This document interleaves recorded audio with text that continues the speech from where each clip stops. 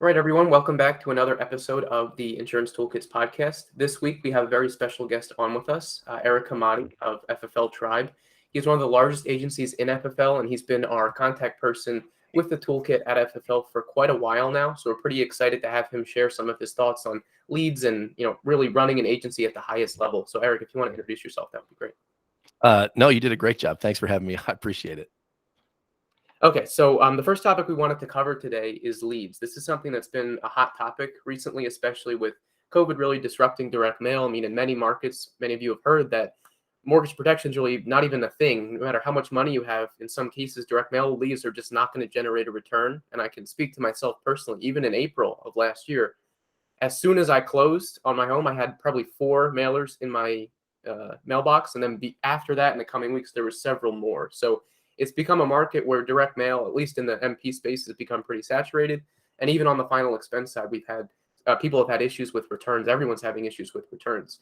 FFL is an agency that's really had a lot of success in the virtual space, something that's dated all the way back to 2008 when Sean first realized that. And he said on the Inspire podcast last week that 50% of FFL's business last year was virtual. And I think that's a pretty notable item that I want Eric to talk about, because in an industry that moves so slow, that was a rapid shift. At least in Pennsylvania, we were actually told you cannot go in person. You'll lose your license if you're caught. So it was forced people to adapt or you're going to be out of your business. So Eric, if you could kind of go into what was it like transitioning to virtual and some of the struggles and successes you've seen with the virtual model. Yeah. So I think it's a great topic just because it's so recent and fresh and for some of us painful, But when I was actually at I'm relatively new to Family First Life. So I came over and I was exposed to them in 2019, but I didn't actually make the decision to come over until like April of 2020. And at that time I was in Texas. We were deemed, insurance agents deemed essential in Texas. So you could still get around and run appointments and do all that stuff. But one of the things that, as I was kind of looking at different IMOs, January, February, March of 2020, that was a big factor for me as well. I want to be somewhere where they support telesales. And Family First, for those of you guys that remember back then, famously did not. And I was even on conference calls where it was almost like, no, we don't do that, And for me personally, after, talking to the different carriers and the different products that we had, I realized, okay, well, the carriers support it. So just because the IMO may not train around it, at the end of the day, I have access to this product. The carrier does allow me to sell this way. So I just need to learn what their rules are and then go do it that way. And so I was selling virtually back then. Wasn't like a secret, but I wasn't advertising it either. I wasn't getting on any podcasts or talking about it, because it was not really, but there was kind of this underground group of people who were doing virtual sales. And so we would kind of share information, and then I guess at some point, there was a, kind of an opening, let's say of okay, well, yeah, let's use it as a tactic. Right. And so, Sean got on a call and was like, hey, I've been resistant to this in the past, but I'm just, I've been kind of talking to the carriers and they're saying that the persistency rate, that was his big concern. His big concern was that persistency would fall off dramatically from an in-person business to a virtual business, which common sense would tell you that would be the case. But the carriers were saying, no, like we've been doing it now for, I think at the time we opened it up was a year into that, April, May of 2021. And there wasn't really any noticeable change of persistency. A good agent's still going to write persistent business and a poor agent's going to write non-persistent business, as a rule. So, and so once we announced it, it was like, okay, we're going to go virtual and we're going to support virtual. And I remember at the time there was, some chatter from some other IMOs going, oh, welcome to the party, good luck catching up. Right. But I think what was happening internally was there were so many of us that were doing it anyway, that we just kind of curated all that knowledge and expertise and put it out there. Okay, this is what's working for us. This is what's not working for us. And just because we have the culture, we fostered a culture, which, and this goes cross IMO. There are agents who love to share. And then there are agents who, for whatever reason, don't, and that's okay. But like, I prefer the agents like to share. It's just, I think we all win when we all win. So that kind of energy of like, okay, no, this is working for me. This is working for me. Here, try my script. Like that kind of thing. Like it helped iterate so fast that now he's right. I mean, in my own agency, it's definitely over half. My top 2 producers actually are both virtual every month now, which would have been unheard of, because it was like, oh, well, we know virtual, you don't sell as much, right? And so now that's not the case either. So I love belief barriers being broken.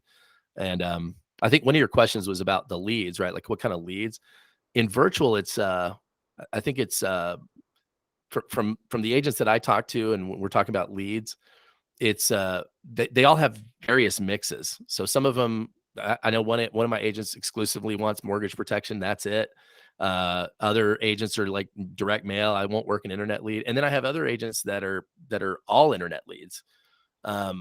But not from any one particular source. So like, I think the smartest agents are the agents that get to the kitchen table, however they get to the kitchen table, right? So like, they buy leads, whatever it is, but when they're at the table, it's like they want to do their best to listen for and ask for good referrals, like figure out how the person's related, obviously, to the people in their community. What community points are they engaged in? Church, civic organizations, et cetera. And then also asking those cross-selling questions, which I think is a big deal for a lot of agents. Like, so if you're just a final expense agent, like, can you learn how to do something else that's ancillary to that to continue to serve that market? For example, adding on Medicare, right? Or adding on supplemental health, or adding on an IUL, or something where you have a product that you can now transition into at the end of your presentation to set an appointment, say, hey, let me come back and do a policy review here in a couple months and come back and revisit you about that. Because if you don't, if you're just, I don't want to use the term lead junkie, but like if you're basically just like, I'm going to buy leads, run these appointments, and I'm not going to build from those wins, I'm just going to go buy more leads and run more appointments, I think eventually you're going to burn out. And if you don't burn out, you're at least going to have to continually go from one lead source to another. I don't know that many lead sources that just stay consistently profitable over, months and months and months. Chris, I'm sure you can attest to. Yeah, absolutely. I think the business has gotten to be a lot more expensive to operate in. Lead costs, especially in direct mail, have gone up. The lead returns have gone down. I think the saturation is very high in the industry right now. Not that these are barriers to entry, but there are little hurdles that people have to jump over. Kind of like in April of 2020 in March, COVID happened and we had to figure out, just get by enough to pay your bills. Like, just keep moving, just don't sink. That was the mentality at that moment. Like, just sell one a day. You may have sold 5 in a day, just get one done. And this year's hurdle, 2022, is leads are more expensive, gas costs more money, people are harder to get in front of. But is that going to be the reason why you fail? Get into the home. And my group, we've been talking more and more about cross-selling. So you're going to sit in front of 15 people. There's no flipping reason on earth you can't do 1 MA plan a day, 2 in a week. I mean, you're literally walking past it if you're not asking. My whole training this morning was do 1 more. Ask for a referral. If you don't get referrals, it's easy to do 1 more. Just get 1. So being willing to diversify a little bit, to make a little bit more money, to stay afloat in the business, that gets a little bit harder. And again, the strong are going to survive. The movable middle will survive because of the leadership they're around. And those that want to find a reason to fail will always find a reason to fail. So that's kind of how I view it. And that's the thing that Sean mentioned. It was really, at the end of the day, you can look at different lead sources. Ultimately, a direct mail lead will always, if you get a fresh direct mail lead, that will be the best lead. But at the same time, if you have a super high producing agent, they'll succeed with any kind of lead that you give them. And the nuances are really in either less experienced agents or just the ones that, if you have the mindset that it's not going to work when you call the lead, you're not going to push as hard. You're not going to get into as many homes. And that's typically the difference, because what you'll find when you push through objections, that you can make sales that most people would have just given up on the first try. So we talk about different lead types and all of this, and vendors will say, this is best, this is best. Ultimately, whatever gets you in front of the client, and if wins. You're, a good enough salesperson, that's really what's going to do the job. So that, to kind of end the lead discussion, that's I think the key point, is that you have a lead source that your IMO recommends, follow the training, and that's where you'll succeed. But on the point that Eric just brought up, FFLmed.com. You guys are integrating Medicare into your business. I think that's a really cool thing. We just added MedSup into the toolkit.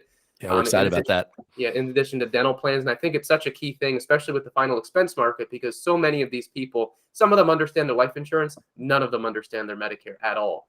So you're coming into a lot of these homes, and it's really, I always thought of it like a puzzle piece sale when I was doing it, because if you could, for some reason, you can't make the life sale, you save someone $500 a year in their medication, suddenly you just found, there's no objection that can be had there. You just found the money for your life policy.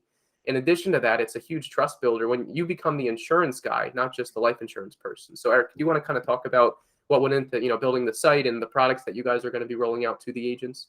Yeah. So, well, I'm just such a huge fan of, when I got started in the industry, for people that don't know my story, I was 27. I didn't know anything about insurance. I got contracted with a supplemental health insurance company, a carrier, and I was captive, which I didn't know the difference back then, and I was on obscenely high commission. So they had, I think they started agents at like 30% at that company. And I got to come in at a 50% because I was like, I had this track record of being great at sales in college, and I knew this guy. And so, he grandfathered me in on this 50% contract, and, and we didn't have leads or anything. We went door to door. We literally went to like small little towns in Texas, and we go knocking on doors like you're selling like high school candy or whatever. Girl Scout cookies, and hey, I'm Eric. I'm the one catching up with everybody out here in Taylor about cancer. I know it's not the most pleasant subject. Seems like it's affected everybody.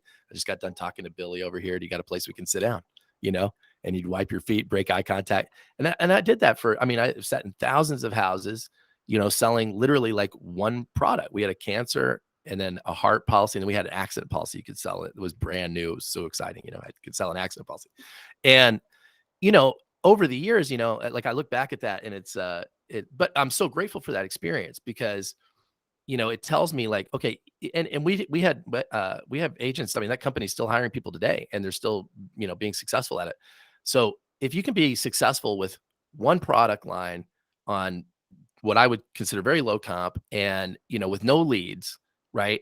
Then what is it like when you can actually become an actual advisor, right, to your client? So, talking about Medicare, right?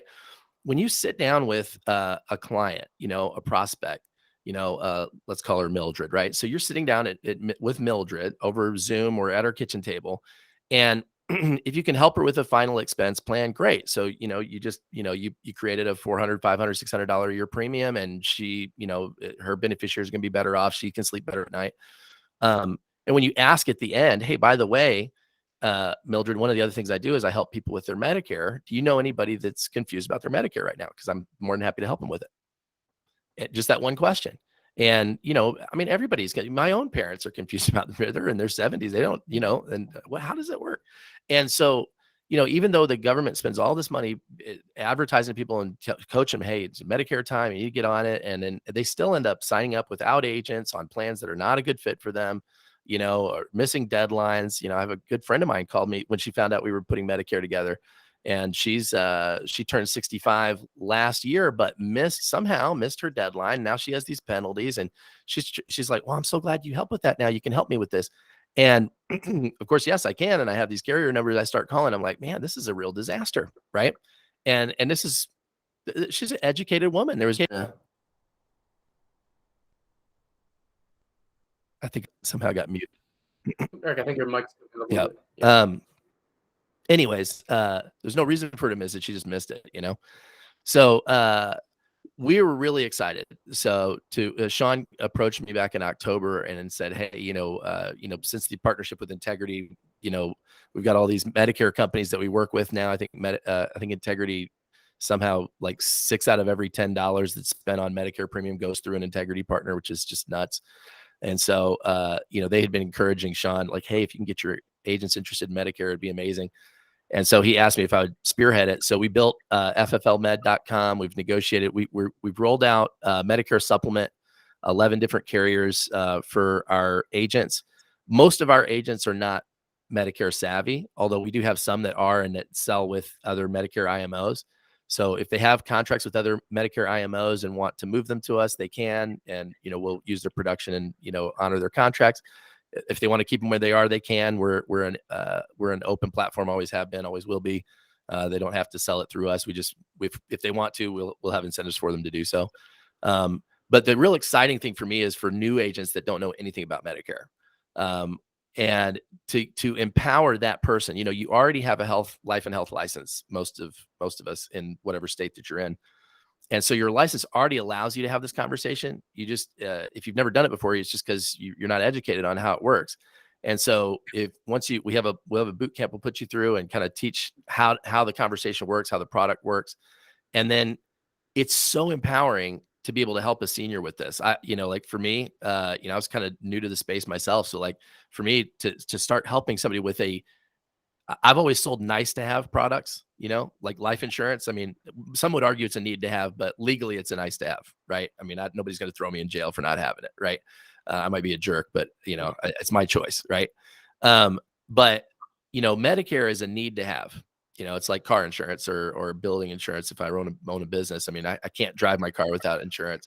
And you also can't be, unfortunately, a senior without, enrolling in Medicare. It's part of the requirements. If you don't do it, you will get penalized. And so why to be able to help somebody with something that is absolutely a in-demand thing and a critical thing is really kind of exciting. So, and it's going to leverage so many more opportunities to get in front of more seniors for life insurance as well, which I've been doing forever and I believe is 100% critical. So we're excited. Dude, all the things you're dropping here and there, if somebody isn't taking notes or isn't dialing in, is like the reason why you're massively successful. Like the need to know versus the nice to have. Like these little one-liners that deserve to be on t-shirts are great. The fact that if you have a license, you're walking past the money if you're not capitalizing on this opportunity, asking the question. And the way you ask the question isn't even, can I help you with your Medicare? It was more, do you know anybody confused about their Medicare?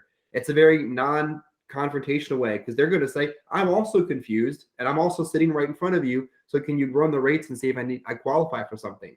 They're not going to say that, but like that's where the conversation is going to go. And not to be a lead junkie, you got to buy leads, you got to drive the growth in your business, but there's other ways to do it. Referrals, cross sales, asking good questions, not just do one more, but ask one more question. And amazingly what you'll uncover. I was in a home and uncovered a 80-some-year-old paying over $400 for his med sup that no one's compared in as long as I've been in the industry, 10, 15 years since anyone compared it. It's an easy opportunity to put him in something that costs $200 a month less. How many agents miss that opportunity? And one of those opportunities per week over the course of 50 weeks changes the trajectory of how much you're going to make over the course of a year. Sean talking about the concern about persistency. How much more persistent is your business going to be if you have multiple pieces of business in the home, multiple pieces of business down the referral tree? You don't even have to sell the lowest price, most competitive product if you're the most competitive agent in their home. So there's so much here. I sure hope the folks that are listening in share this for others, subscribe and like this, because this is $1 million content you're getting for free.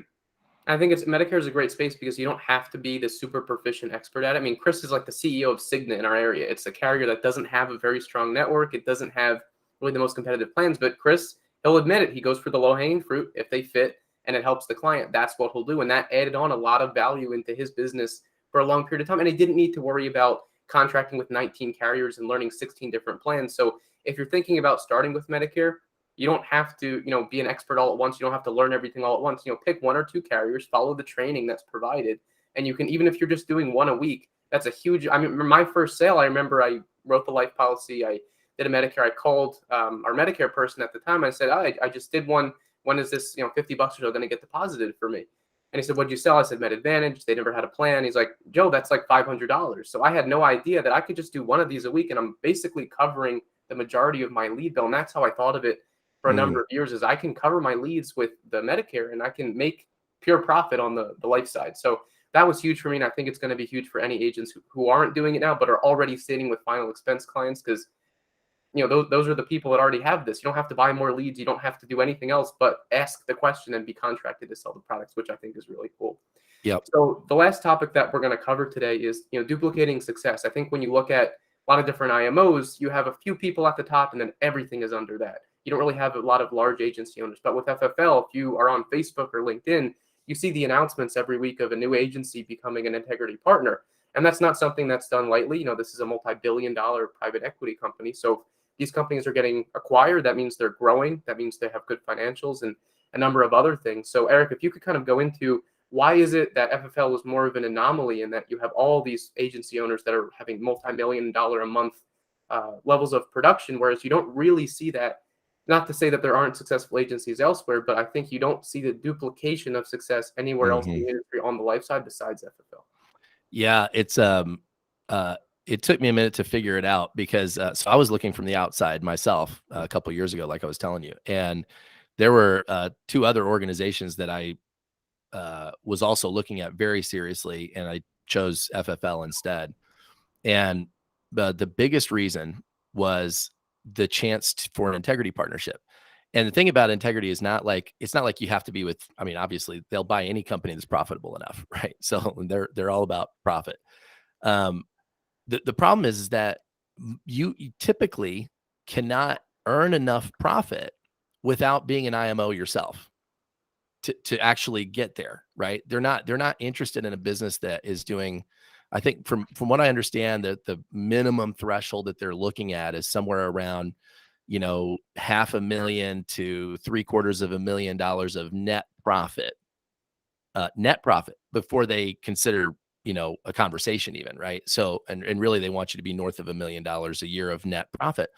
Well, there's just very few FMO or BGA level, I'm talking about like an organization that's in an IMO comp grid that works their way to the top of that comp grid, which I'm sure many of your readers or listeners are those people. I mean, I was that person. I was working with a captive company. I worked my way to the very top, was direct to the company. You could not get any higher. It was just then a matter of like building that as big as I could get, right?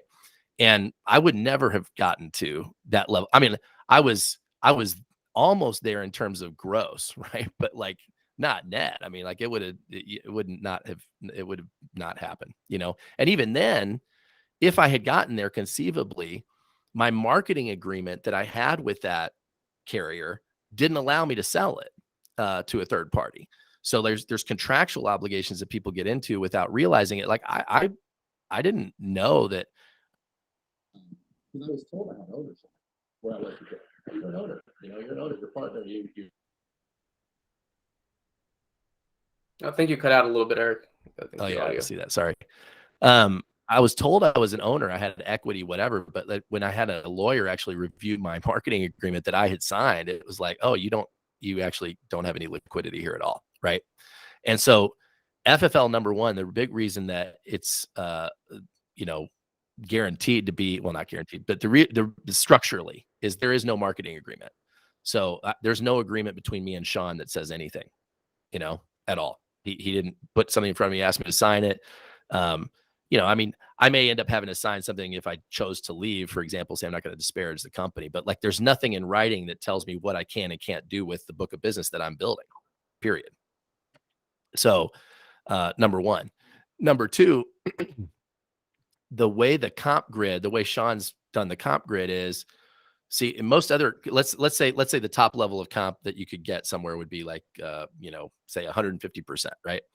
And then some, you work your way up to 145% somewhere, right? But the guy on top of you is at 150.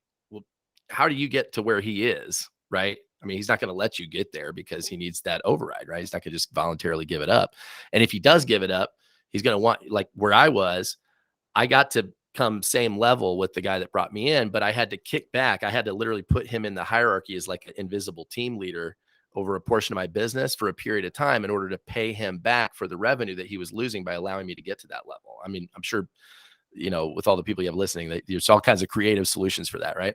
What Sean has done is he said, look, I'm going to start bonusing your production. So when you get up to like $150,000 a month of run rate, right? He takes out of his end. So he like overrides obviously everybody. He takes out of his override and pays a bonus to people starting at that level. And so by the time they get up to the 145 on our grid is 750,000 a month. By the time you get there, you've been bonusing for a while. and your bonus actually goes up incrementally the more volume that is quote under you. So I'm at 145. I have I'm about to have a third person come out from under me and go 145 direct to the company, where according to the carriers, I don't override their business anymore. So like Mutual of Omaha, Hancock, I don't exist in that business, right? They're direct to Sean. But internally, we have a mechanism, and Sean bonuses me on their volume. And actually, at the level that I'm at now, my bonus on their volume is bigger than the override I was getting, and it's not charge backable. So I'm not in any way reluctant to let people out of my business. In fact, I want them to get out of my business, like get out of my business, and then I don't have to be dealing with chargebacks anymore, and I can begin building another business. And so when I'm out there talking about people to come and potentially partner with me now, it's like, hey, I mean, if I can't make your situation better, it's a non-starter anyway, right? So I'm going to make your situation better from where you are, and B, I'm going to help you get where I am, and here's how I'm financially motivated to do so. Like, and I can be fully transparent about it. Look, here's my override. Here's where you are, and here's the timeline that I did it. Here's the timeline this guy did it, and here's the timeline I can think you can reasonably get there. And I'll do everything I can. If you're willing to work hard, I'm willing to work hard, and let me help you get there. And then, once you're peers with me, I mean, you're on your own anyway. It's not like I'm going to tell you what to do, in the first place. And so I think that is what has really allowed the duplication to happen, because people they don't only feel that they own it, but they see other people who own their business cashing in, whether they sell to integrity, whether they reach some lifestyle level that they're comfortable with, and now they can do whatever they want to do, whatever version of nirvana is to you, right? To me, it was a liquid exit. And so I could sell to integrity or somebody else. Integrity definitely has the best terms. I mean, I've looked at a couple of different offers, and I mean, integrity is by far, not only because it's not a true exit, I get to actually keep playing the game, but now I get to play the game on a bigger team. I mean, it's just that's like for me, a died and gone to heaven type of scenario. You know what I mean? So I'm fired up about it. And I think that's the secret to why it duplicates so well, because people can see, okay, well, I'm not all about all those things, but I'm about 8 of them. And for me, here's how I would dial it in. And so, yeah, okay, let's run with these guys for a minute. I do think that's an important part. When you look at the industry, there's so much infighting and people moving, I think primarily because you hit a ceiling at a certain point, and what is anyone to do at that point? You can't really move someone up. If you do, you have to come out to some agreement, and who knows if they're going to pay it out. So I think that's a great point that, maybe more and more places should pick up on. That is, you have to allow people to continually progress, or they're going to leave, or they're going to do something else. And not to skip the one question that we got on Facebook was, if you could pick 2 building mechanics to really throw everything else out, what are the 2 most important ones that, in your opinion, have helped you scale? Yeah, we were talking about this before the episode. So you think that's talking about like software tools, or like I guess we could look at a few different things. So, software, I know there's a lot of like Lead Center and different things that Sean's implemented, but maybe for you when dealing with your agents, I guess both sides, you can take it both ways. Well, okay. So the first thing is you have to have, if you're going to build it, we'll just talk building agency, you have to have a good CRM, applicant tracking system, agent tracking system, whatever you want to call it, but you have to have a good CRM.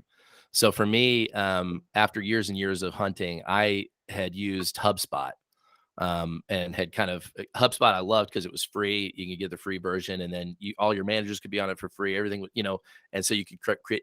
But now, I actually have become a fan in the last year or two of High Level. So for those of you guys that have seen High Level, and there's a bunch of versions of it out there. One of my favorites is Alex Branning's got one called Agent CRM. Eric Fierro has one called DFY Done For You CRM. And there are many others. I don't want to make a list, or else I'm going to be here all day. But the thing I love about High Level, whatever version you choose, is that it allows you to create a pipeline and then automate things that happen between stages. So like if I'm, there's the world of people that I would love to be a part of my agency, right? And so I'm going to make a hot list, right? So most of us have done that. So, oh man, if I could, I would recruit Chris Smith, for example, right? So I'm going to put Chris on my hot list, right? And Chris might be a 5-year project for me, right? But I'm going to keep talking to him. Here's the relationship we have and whatever. And so, but how do I keep track of that, right? Over time, right? Whereas so a CRM is so useful for that, because there's going to be different levels of conversation. So at some point, people are interested in working with you or changing what they're doing. Other points they're not. They're heavily invested in what they're doing, and they're focused in a way that doesn't make them an ideal partner for you. So either way, though, those conversations are constantly changing and evolving. You need some kind of system to manage that. One other one I highly recommend just to check out is called Cloze, CLOZE.com. It's actually a AI based, and it plugs right into your email and basically synthesizes all these points of conversation from your Facebook Messenger, WhatsApp, text messages, et cetera, and builds like a 360 profile of every person that you're in contact with, and then alerts you, hey, it's been like 6 months since you talked to Joe Wall. You might want to reach out to him and say, oh, you're right, man. Hey, Joe, how's it going? And so like, I'll drop these like quick, like heads up text to people to reconnect based on the AI telling me, right? And because it's quick things I can get done in the morning. And, you know, and it's kind of funny. Like some people would be like, who is this? But a lot of people are like, oh man, it's so great to hear from you. I was just thinking about you. Or I saw your post. And it's amazing how you think you're doing your thing, you know, and other people are actually watching what you're doing. But they're not telling you that they're watching you. They're just watching, you know? And so to me, that's been a very effective tool. It's number one, have a CRM. And then I would say probably the second thing is have some kind of routine that you subscribe to in the mornings, right? So I don't care what that is. I'm not saying you need to wake up at 5 a.m. or whatever, although we have a lot of people on our crew over here. They're like part of the 5 a.m. club. Then we have some real insane people that are 4 a.m. club, right? You know, I'm a big fan of like the 5:45 a.m. club, which is still 5 on the alarm clock, but not quite. But that doesn't matter. What does matter is that when you get up, do you have an empowering regimen that you go through for 10 or 15 minutes to get your mind right? Those first like 30 seconds of your day, like when you first come to consciousness or awareness, like are the most important of your day. Like they'll set the tone for the entire day. So like the simple act of like not hitting the snooze button, right? Like I used to do that all the time, hit the snooze button. And that's your first act, is to delay your day, right? So instead, that's exactly why I'm a 5:45 and not a 5 a.m. because I kept snoozing. Finally, I was like, dude, this is so stupid. Why don't I just set my alarm for when I want to get up and then get up? And so when it goes off, I open my eyes and I'm like, all right, let's get it right. So like that first thought is a attack thought rather than a oh shit thought, you know. Pardon me, I don't know if I'm supposed to say that on here, but you can bleep it out later. But to me, that's a huge thing. And then like, what are the next things that you do to just set yourself up to win? Because at the end of the day, that all of life and everything that you're doing, you're building a business, you're building a family, you're doing whatever, right? It's a game that you're choosing to play on your terms. And so win today, you know, that's it. Just win today and the rest will take care of itself. Yeah, so I think that's a pretty good place for us to end there. So if you're joining us a little bit late, a few things that we mentioned on this call were fflvirtualsales.com, the virtual arm of, you know, selling insurance, fflmed.com. If you're with FFL, Medicare is rolling out, so you might want to check that out. Cloze is one of the CRMs, CLOZE, that Eric just mentioned, in addition to Go High Level, which is white labeled in a few different formulations, depending on, you can try a few out and see what you like. And of course, if you want to contact Eric, you can do so at eric@hemati.com, HEMATI.com. So Eric, we really appreciate having you on today, and we'll see you on Facebook and everywhere else. I appreciate it, man. Thank you guys.